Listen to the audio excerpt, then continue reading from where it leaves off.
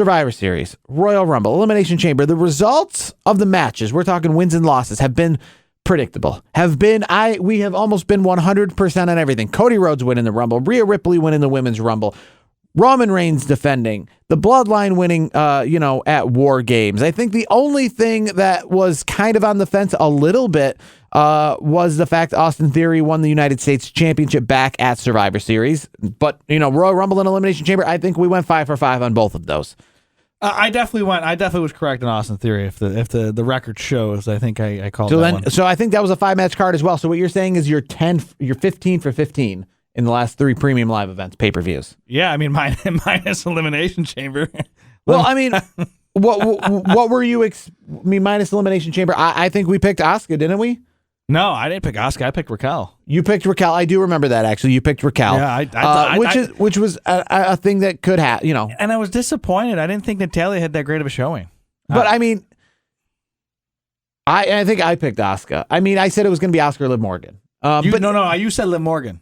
None of us picked Asuka. Asuka was. I remember that. I did say it was going to. I did feel like. Wouldn't it have been an upset if it was Asuka or Liv Morgan because they were the last remaining in the Women's Royal Rumble. Yes. But I guess what I'm saying with like Roman Reigns in the championship, who's going to win the Rumble, Cody Rhodes, things have been very predictable. But with that being said, despite the fact that the results have been very predictable, this has been some of the greatest storytelling and most compelling wrestling where results are very predictable. Like, I am very compelled. I left Elimination Chamber as if I was dumbfounded, if I was stunned to see what I saw. Not really stunned. Nothing was crazy and out of the ordinary, but just how it was happened. Just so compelling. Yeah. And they've been doing such a good job. And we go back to Cody Rhodes at the Royal Rumble. He won the Royal Rumble, but that last 15 minutes of him and Gunther in the ring, entertaining. That was a lot of fun. You know what I mean? Or knowing that Sami Zayn was going to be turning on Roman Reigns, but the way that they executed it perfectly, still so entertaining. War Games, we knew the Bloodline was going to win, but with Sami Zayn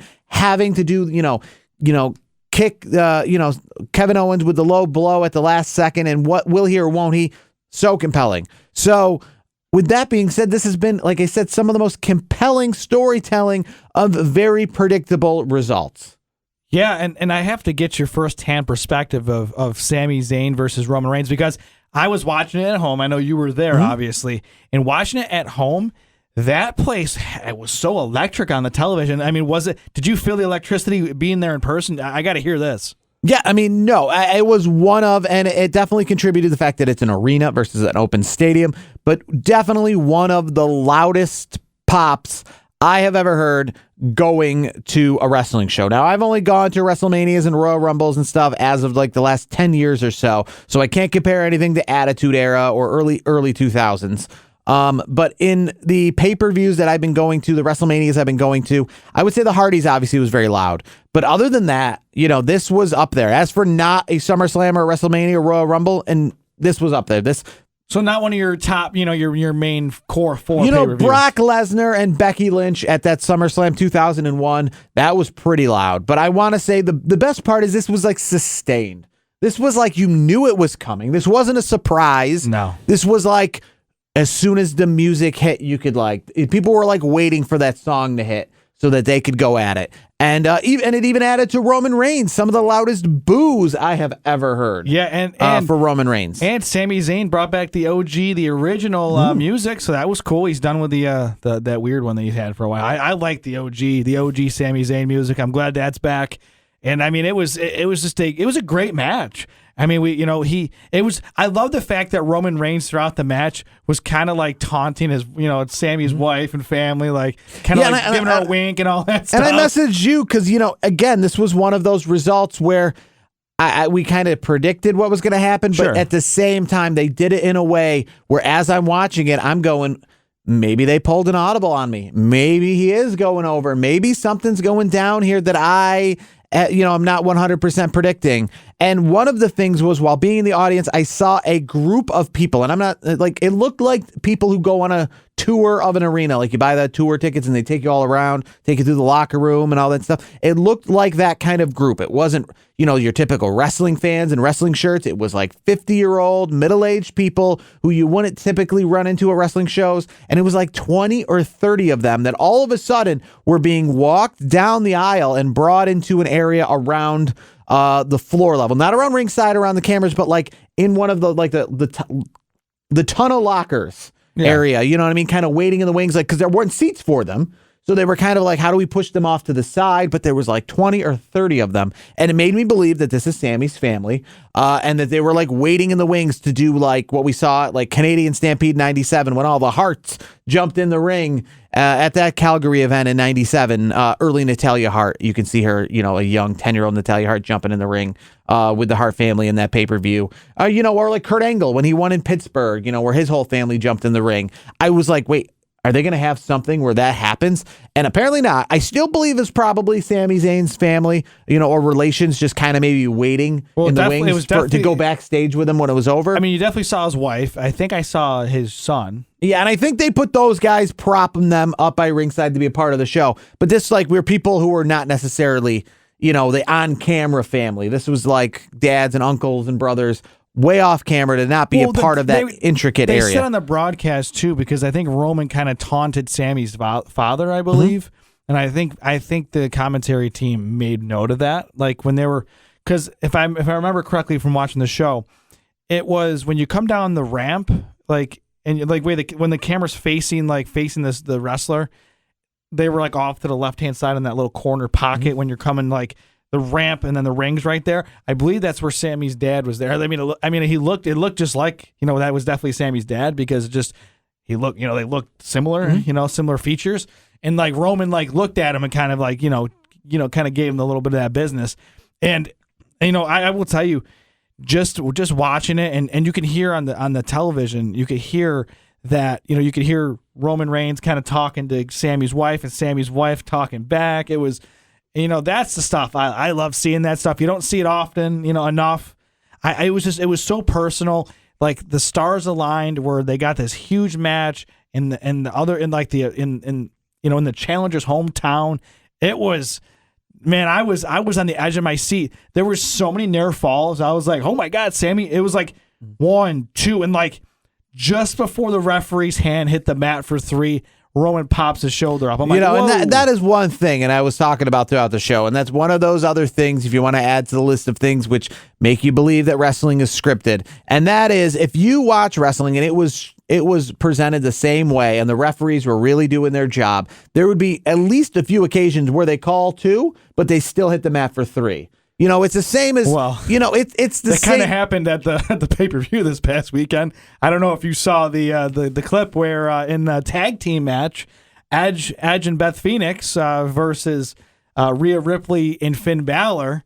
So essentially, Edge was about to get pinned, and I think Beth missed her cue and was a fraction of a second like too late. And the referee, like at 3, was coming down really slow, but Edge being the pro that he is, kind of nudged his shoulder up, and you knew Beth mistimed it. So I was like, ooh, ah. Well, it's just, you can tell though, like let's just like let's say in the main event, you can tell it's 1, 2, and then they like tuck their hand back. Yeah, they kind of. Yeah, they'd be like 1, 2. I've seen them like kind of flop. It's like they got to throw themselves around. Yeah, like so they do that because, like I said, these 2 3/4 are so close that if they went in the same, momentum cadence, as they did in 1 and 2, their hand would touch mat. It'd be like saying, run into a wall, but then stop at the last second. Well, if I told you to run at full speed into a wall and then literally stop at the last second, but I didn't tell you until the last second, some of those times you'd hit the wall. You're going to hit the wall. Momentum. You're going to hit the wall. So the fact that you would just stop in time, it would be the fact that you knew to stop in time. You knew to, because there's no way that they could kick out the way that they do. Sami Zayn or Roman Reigns kick out the way that they did in that main event so many times that he wouldn't hit the mat. I mean, you wouldn't be able to catch yourself. You wouldn't be able to literally throw your hand down on the mat, and then as you're throwing your hand down, literally be able to catch yourself, because it was like 2 6/7. Yeah, it was 2 close. 9/10. Yeah, I mean, they made them as close as can be. every time. And I got to tell you, just the entire card I thought was done well. Another solid. I love this 5-match card stuff. Me too. Perfect. 5-match card, not a lot of filler. I did think that the women's, Elimination Chamber match wasn't grand. It wasn't anything to write home about. It was decent. It was solid. The men's match was way better, I thought. Oh, for sure. Some of the spots there, were things I've never seen before. Much better, I will say, from the men's angle. The women's angle, it was what it was. But again, it's such a solid card that it's like a Royal Rumble. Even a bad Royal Rumble is a good Royal Rumble. Even a bad Elimination Chamber is going to be interesting to a degree. I got to say that Brock Lesnar and Bobby Lashley match, that kind of was a predictable finish for me. It wasn't a predictable. That's one I will admit, not a predictable finish because of the fact that we're not going to continue that going forward. I don't know. I'm not sure that's the case. I mean, on Monday Night Raw, it seemed like Omos was challenging Brock Lesnar, and for all accounts, the rumor mills in the back say that is WWE's plan, and that it is WWE's plan to have Bray Wyatt, who challenged the winner on SmackDown, to go forth with Bobby Lashley. It just sets up if you're gonna have that finish though, you should at least let it finish at the WrestleMania. Then that's kind of where I looked at it. My thing is, again, the matches that they want to make, which are all right. It would have been better, obviously, if you had some sort of better finish, and then you made these matches with Bobby and Brock. But with the Bobby and Bray Wyatt thing, the one thing that irks me about that is that Bray challenged the winner. And again, this isn't a championship. It's not like I challenge the winner because I want the championship. I just challenged the winner. So it essentially says, there's no story between me and Brock. There's no story between me and Bobby, because if there was, I would challenge those people. I'm not challenging those people. I'm challenging the winner, which could be any of those people. And that's not necessarily how a good Bray Wyatt story goes. To me, a good Bray Wyatt story goes is when he kind of attacks that person personally, even when a championship's on the line. So to just want to go after Bobby arbitrarily just because he won a match, why Bobby? It would be better if it was you were going after Bobby and you created a story for Bobby, but you're going after Bobby because he won. You'd be going after Brock the same way. I like when Bray uses more personality. I would have liked it better if you're ultimately gonna go with a Bobby Lashley and Bray Wyatt. Why not do, like you said, the theatrics of the music that he has, or the darkness that Bray Wyatt brings. Do something like that where Bobby's in the ring, after say they could have done this on Monday Night Raw, where he's yep, there it is, I finished Brock Lesnar, this and that, and then you get the music for Bray Wyatt to hit just to start taunting him or something, and even if or it's like that little blip of music for a second that Bray's just to get Bobby's attention. I'm fine with Bobby versus Bray. I'm not fine because it's not Bray Wyatt's character to just arbitrarily challenge someone to something for no reason. To just get out in the ring and be like, I want to face the winner of this match, not a championship match. It's one thing if it's a championship because you're going after that prize. But here you're just going after people. It's like saying, I see that Edge is facing, Austin Theory tonight. I want to face the winner, not the champion, the winner. I just want to face one of you two people. So I have no, discerning taste. It's kind of blah to me. That's kind of blah. I just don't. I don't think from. That's not up to Bray Wyatt. Bray Wyatt's always so. Even when he went after the Undertaker, he went after the Undertaker. He didn't say at Elimination Chamber, I'll face the Undertaker or Dolph Ziggler. Whoever wins, I'll make that personal and I'll face them. He wanted the Undertaker specifically. He wanted John Cena specifically. Yeah. So if he wanted Bobby Lashley, that's great. Yeah. But go after Bobby Lashley. Don't say I'll take Bobby Lashley, but I'll also take Brock. It really makes no difference. Yeah, I agree. It's one of those situations. I just think WWE's done a pretty good job from a creative perspective with the matches like we talked about. They've been pretty predictable finishes. Who's going to come out on top, but they've put in some really good stories to think maybe, like you said, there might be a little bit of a doubt. There could be some doubt sinking in. This is that scenario where it was kind of like meh, and you have time. There's enough time. A healthy amount of time between this last pay-per-view Elimination Chamber and WrestleMania. There's plenty of time to build some story. The longest month of the year. We haven't even entered it yet. We haven't even entered March yet. So we still have a full week of February, then all of March leading into the first weekend in April. So there's lots of time. So there would have been more time to build it organically. Again, when he faced LA Knight, right? He went after LA Knight and he went right at him at Royal Rumble. and he fought him for the reasons that he gave. The reasons that he gave, none of them were because he was facing Mustafa Ali on SmackDown and he won. Now, if Mustafa Ali would have won, I'd be doing the same thing and we'd have a pitch black match with Mustafa Ali. No, he wanted LA Knight win or lose. You know, he wants, so you should, as a Bray Wyatt character specifically, if he wants Bobby, then he wants Bobby, win or lose. It doesn't matter. If anything, he should want Bobby, and he should have been the reason why he lost at the pay-per-view. On the flip side of that, and that would have made more sense than this disqualification ending. So what do you make of the Omos and Brock Lesnar deal? I mean, it's cool. I think it's cool because of their characters. The problem is, though, Omos has a character? Well, the problem is, though, they haven't really done a great job in building Omos similarly to having been built Gunther lately, and they this unstoppable character. Omos was being built by Vince, and then once Vince stopped, he stopped taking the reins, Omos kind of fell off the face of the earth, and like they've had like no creative for him. And now all of a sudden they bring him back in the picture. It just, to me, it seemed a little odd.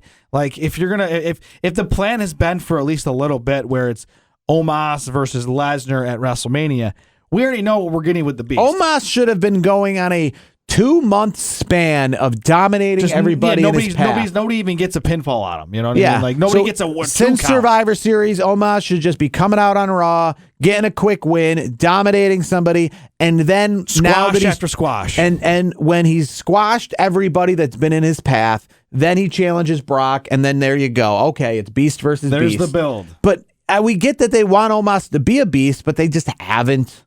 You know, Brock Lesnar, what makes Brock Lesnar is his reputation, what he's done. If he has just been a mid-carder out there and hasn't been doing anything special, and then all of a sudden he wants to go in and go challenge The Undertaker, man versus man, beast versus beast, it wouldn't make sense, even if Brock looks the way he does, if he's treated like the great Khali.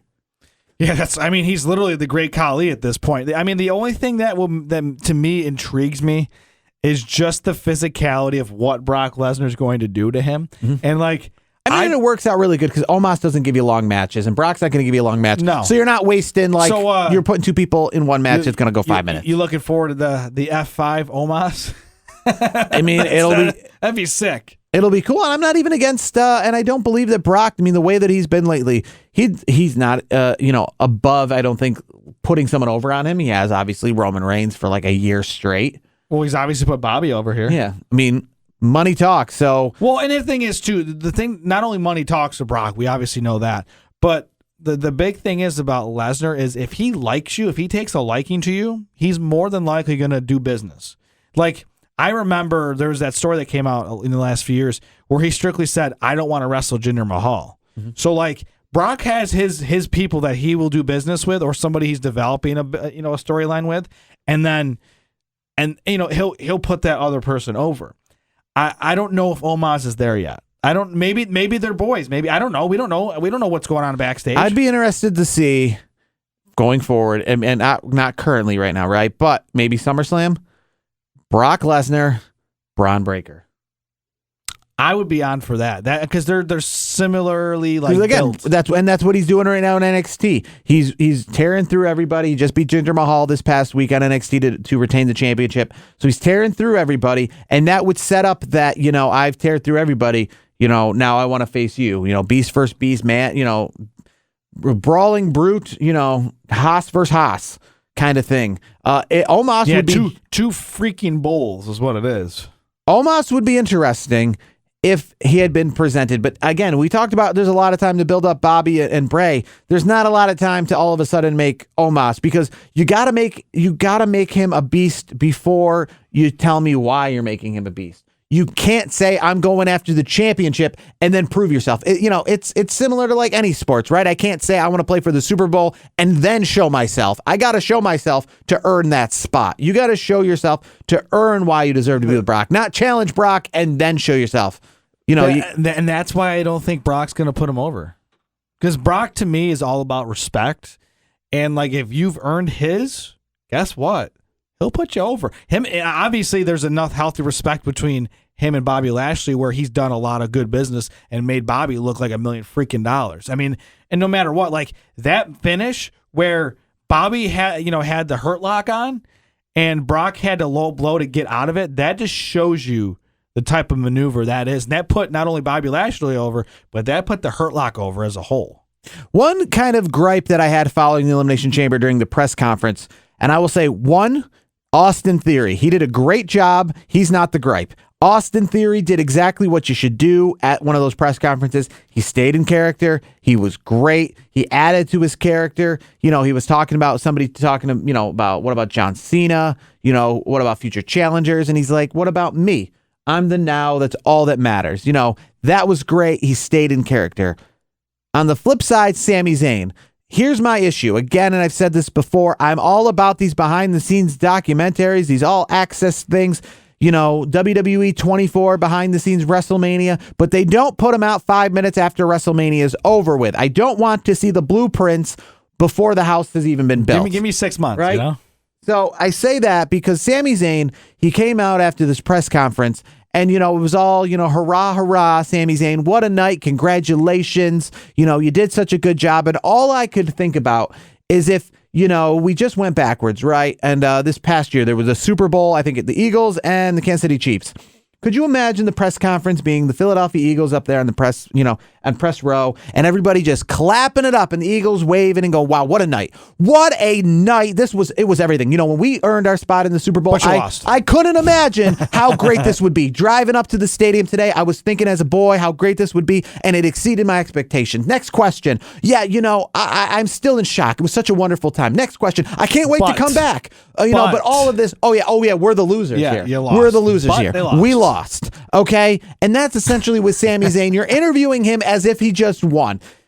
This really felt a lot like SummerSlam 93 when they put, Lex Luger up on everyone's shoulders and the balloons came down and Lex Luger wins by count out. He's not the champion, but, hey, who cares? He won. That's what this feels like. This feels like when Sami Zayn comes out there, he's not disappointed that he lost.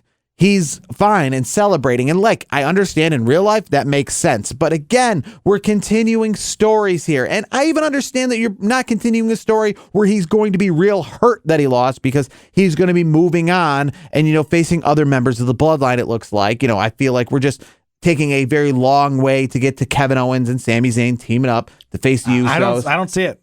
I don't see that. I feel like we're going to get there. It's going to take a little bit, but I feel like we're going to get there. But the point is, he was not essentially disappointed. Like, they're congratulating him. Tell us about tonight. Tell us how great tonight was. Tell us how great tonight was. He went to a job interview and didn't get the job. How great tonight was. Hey, you got the interview for ESPN. You got the interview for the job. It's a moral victory is what it was. Yeah, but again, these press conferences, here's what I want. I want Triple H to just talk about the success from a business perspective, and that's it. Which it was very high grossing out of the non-Big Four pay-per-views. Yes, the numbers came out. Revenue was fantastic. They did revenue a great has been fantastic because they've been raising the price on all the tickets. They've been offering this premium package now with this on access where there's YouTube videos out there where you can see people spending $11,000 and showing you what you get for your $11,000 tickets. $11,000 bucks. Yeah. Wow. Because they've been... So this company On Location, which essentially is a company that offers packages to large events, Final Four, Super Bowl, WrestleMania, you name it. They provide them for pay-per-views. And what you can essentially do is buy one of these packages. Instead of just going and buying tickets like anybody else, you buy a package. It includes a ticket. It includes your hotel stay. It includes a meet and greet and the breakfast with a wrestler. It includes an exclusive hat that says, you're a premium member. All of these. You're essentially buying an experience. They're called experiences versus just a ticket. And these experiences are like $10,000. And a lot of times in order to get the ringside seats, you got to buy the experience. I ran into somebody who wasn't a friend of mine, but was a friend of a friend. And we talked and they essentially bought one of those experiences to have, a floor seat, with a floor seat for SmackDown, with the Undertaker show, with a shirt, with a hat, with a hotel. So they dropped $10,000? I think they actually dropped, it equaled out to be I think $1,100 what they dropped. They had a floor seat, not very close, but they dropped, I think it was $1,100 and included a ticket for SmackDown, a ticket for the pay-per-view, and a ticket for the Undertaker show or something like that. Wow, that's a lot of cash. But I mean, so that was actually on the more affordable end, I guess you would say. And this was also Elimination Chamber. I think some of the ones I saw would were you pay $1,100? No, I wouldn't. Okay. I would not. Yeah, I'm saying I'm with you. I mean, I could, and I could because it's there, and I don't. I see it, and I go, no, I'm not buying that. So I'm not saying I could affordably. I'm not saying like I could and I just choose not. I mean, no, I see it's available and I don't buy it. Like it's there now. You're and not I don't. going to rack up the credit card debt to do that, so to speak. I got it. Yeah. There's no reason not to because you don't have to. There's also other seats available. But because of that, because they are raising the price on a lot of these things, that's where the revenue comes from. Because listen, they're not telling you they're setting attendance records. This wasn't an attendance record. Survivor Series 97, I think, got 21,000 at that place. This was about 17,000. High attendance as you could do, but you still had the traditional screen set up. So, behind the stage and those areas were still, not full. Sold out for what they sold. But they weren't selling, they weren't setting attendance records. But they made a lot of money. Like WrestleMania, right? They're talking about, revenue. Yeah, but you weren't getting 101,000 for one night. You were getting 70,000 each night. You weren't getting 101,000 in here for a night. You weren't getting 20,000 in the Fleet Center. You weren't getting 60,000 in the Alamo Dome. They don't care. No, they just want the money. They care that. Yeah, they just want. They want. I will will say this one thing, and this is at least of interest, and it's probably because they're in London, and probably because they realize that it's not a stadium and it's going to be in high demand. Money in the Bank. I've already seen the blueprints, if you will, for how that will be set up. And it'll be set up similar to the Royal Rumble. There won't be a big stage. They'll be coming out the side. But that's unique because they're in an arena. So they're, normally in an arena, you set up the stage. But they're going to be in an arena that has a capacity of about 19,000, which is the O2. But they're going to be treating it like a 1997 pay-per-view with just the small entranceway so that they can fill the whole place. I like that. I mean, sure, it's only 19,000. It's not 90,000 or anything like that. But the point is, like, if it fits 19,000, let's get 90,000. And that's part of the spectacle because Triple H says, we put on spectacle. Part of the spectacle is if your entranceway, your stage is not unique, which it hasn't been lately. If your stage doesn't look like Armageddon 2008, your stage doesn't look like the Backlash hooks, your stage isn't part of the spectacle, then make the crowd part of the spectacle. Well, and that reminds me of when John Cena made that crazy cool return at Royal Rumble, and it was literally they just came through the little tunnel. That was cool. And I used to love Madison Square Garden back in the day when they had that setup. They've changed the setup because of the renovations at the Garden, but that was a great setup because Madison Square Garden was sold out, and it was truly sold out. Yeah. And you could see the whole place. There was no curtains. There was no, that's off camera. No, you used it was filled to the capacity. whole place. It looked like a UFC fight. It looked like big-time boxing. They filled the whole place, and that's what kind of even made it so they could go there for WrestleMania. Yeah. Because even though stadiums get filled for WrestleMania, one thing is if you're going to use something like the Garden still for WrestleMania or an arena because of its nostalgia or its importance, in the, culture of wrestling, use the whole place. Yeah, so when you I have agree. that shot overhead, it's still a full shot. Similar to when you watch WrestleMania, when you watch it, it's a full looking stadium. Do the same for an arena if you can. And I don't know if they could, for these other events. Obviously, they can't for Raws and SmackDowns. But, for Money in the Bank, they're going to try to do it, and which is good. So do that. And if you can't, I will say, if you can't, at least try to provide like a different look. I'm tired of this SmackDown entranceway kind of thing. Yeah. Triple H, again, he says after every one of these pay-per-views at the press conferences, we do spectacle better than anybody else.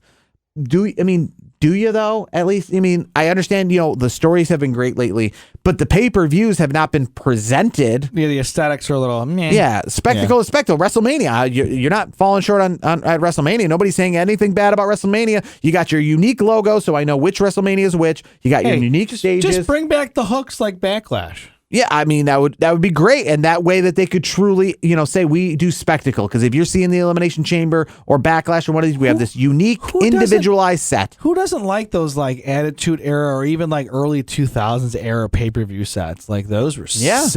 Again, that's part of the Those are show. fun. That's part of the spectacle. Yeah. I will say it was cool going to the store. The store was the size of like a Royal Rumble store, which again was kind of strange because it's only like a one-night event. It's only in an arena. You're not expecting 90,000 people to come through. But, they had everything and anything Elimination Chamber, which is probably more to say than any B-show pay-per-view. I can promise you, if you went to No Mercy in the past, you couldn't get a No Mercy bear or blanket, or, you could just get the event shirt, and that was it. Here you had the option of getting picture frames and magnets and lanyards. And according to what I've been seeing out there, it's like Cody Rhodes. They must have gave him a whole wing because he's selling a ton of merch right now. The merch, he's like a top seller right now. Yeah, they had his merch for sale, obviously, And at the store, they had some of the things written in French, like Elimination Chamber written in French. But I will say, if you go to the shows now, and I guess compare this to Survivor Series 97, go back, watch Survivor Series 97, and you will hear the ring announcers speaking in French for when Shawn Michaels and Bret Hart and anybody comes to the ring. They have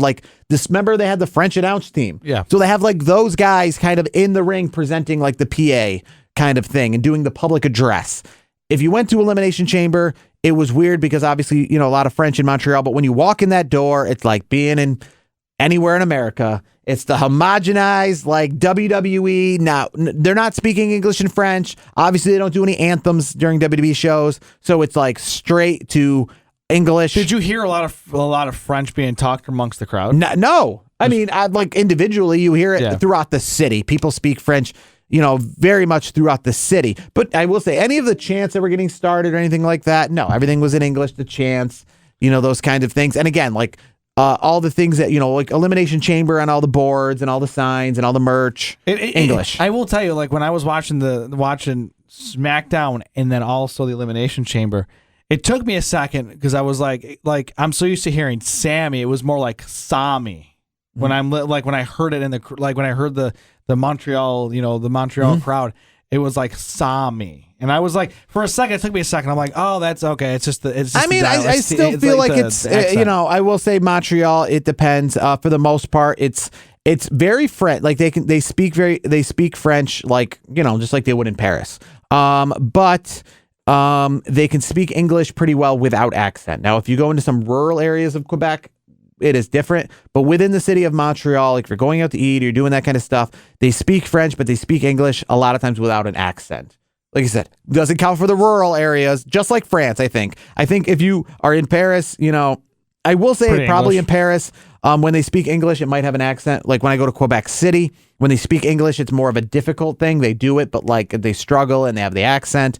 But in Montreal, they don't have the accent most of the time. If they're within the city, if obviously you hear somebody who has an accent, it's probably because he lives outside of the city limits. He lives in, a town or something nearby. So it didn't present a French kind of presentation at the show. I did actually go, though, to a poutine place that was in a residential neighborhood off the beaten path, and the lady did actually only speak French. She understood English, but only spoke French. So it did provide more of the unique, if you go to New York City and you venture outside of Times Square kind of feel.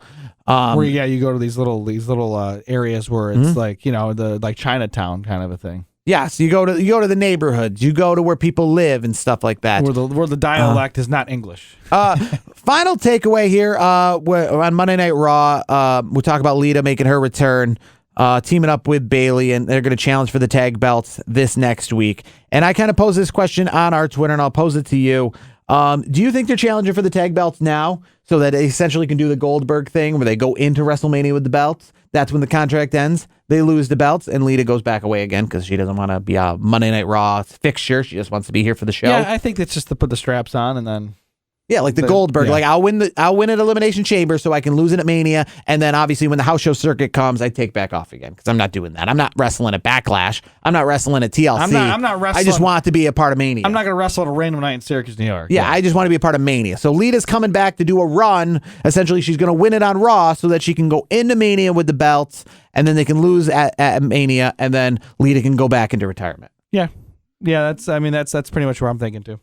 Should be interesting nonetheless, but I definitely see them winning the belts. And, here's the thing, too. Not just see them winning the belts, but I see their challengers being different at WrestleMania because I don't know how great WWE is right now with, the Damage Control as champions. I imagine they're going to probably try to create some sort of more marquee tag team for them to go against at Mania to create a pretty decent match. Good luck with that.